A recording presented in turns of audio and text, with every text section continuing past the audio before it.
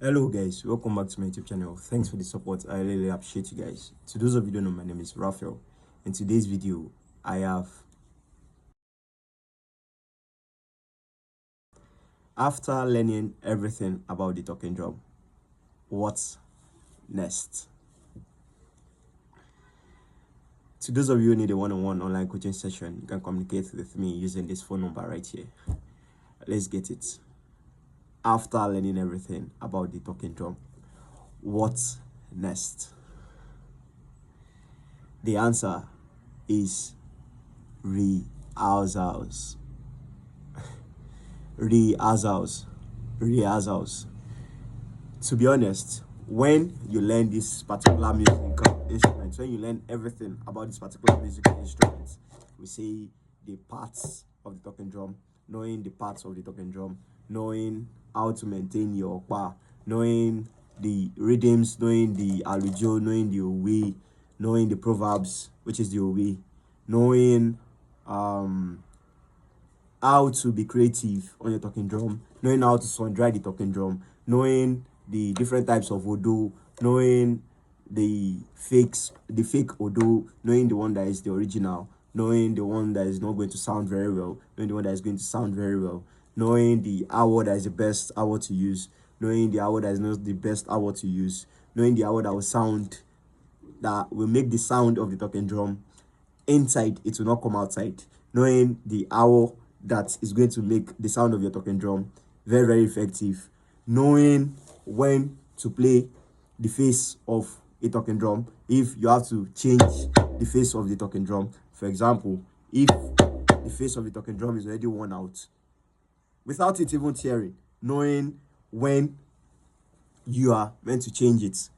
Another thing, knowing how to follow beats, knowing how to be on beats, not going off beats, knowing how to play 4/4 beats, knowing how to play 6/8 beats, knowing how to play 3/4 beats, knowing everything about the talking drum. What next? I already said it. Rehearsals. I've been playing the talking drum for almost a decade now, and what I've observed is that with time, after you learn the owe, the allujo, the rhythms, everything, all what just remain is what? Rehearsals. Because you tend to go from level 1 to level 2 to level 3 to level 4 to level 5.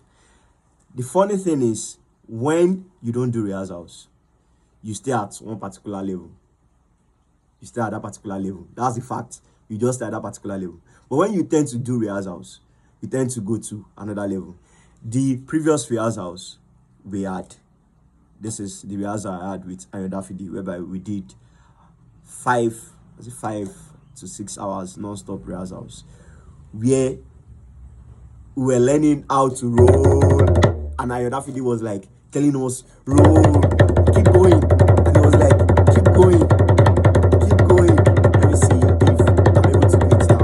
She was like, keep going. I was rolling for about 1 minute. Let me see if I'm going to achieve that right now.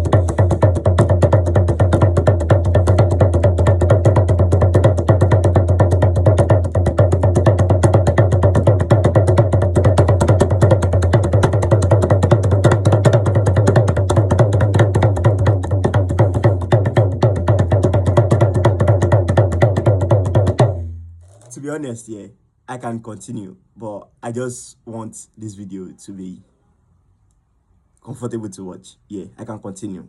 So after that rehearsal, I was not as good as this back then. So after that rehearsal, what this did to me was that even when I'm playing right now, it's not hard for me to now start rolling. Like, let me say, for example, they are singing songs whereby you tend to expect the talking drummer to solo. Let me say, Momo Pewa, Momo Yewa,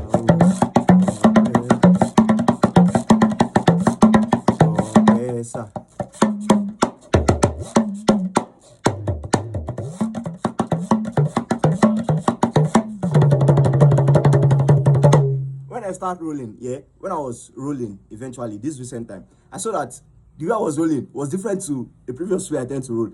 I tend to roll and just gas out, but now I can just be rolling and start again. All because of what? The power of rehearsals. Now, for me to give you this answer is from experience. I'm talking from experience. I'm not just bringing this answer from the point of this guess. It's not a guesswork. It's the fact. So, with your rehearsals, you tend to move from level 1 to level 2 to level 3. To those of us that tend to always score songs, there's something you are going to understand, which is there were some levels, there were some times that when you want to score some songs or some alujo or some owe or something, it was always difficult. There was a time when I used to play owe like this, like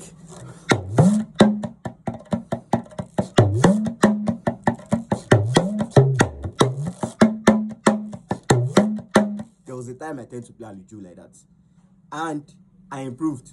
I went to the point whereby I started adding rolling to owe, getting something like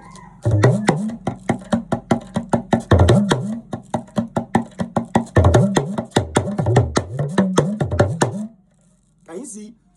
It's the same thing I was playing, but rolling made it sound pleasant to the ear. So you just have to know that with time, when you start rehearsing, rehearsing, you tend to climb these levels, and you tend to go from level 1 to level 2 to level 3 to level 4 to level 5 to level 6 to level 7. There was a time whereby I cannot play some rhythm. Let me say some example like some rhythm that tends to always have, okay, let me say all this offbeat rhythm, like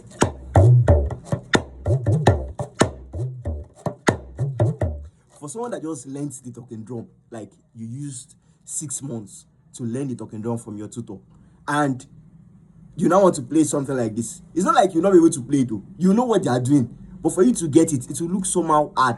Why? Because of the power of rehearsals has not entered your journey. Thank you for watching this video. Everything you learned, please, if there's anything you learned, you can comment below, and don't forget to like this video. Subscribe to this YouTube channel for more great content. We are growing together. I already said it. If you check the description of this YouTube channel, it's all about growth. It's all about growth. The process, everything is documented here. So it's all about growth. Don't forget to subscribe to this YouTube channel. We have to grow together. We're going to do greater things. Peace.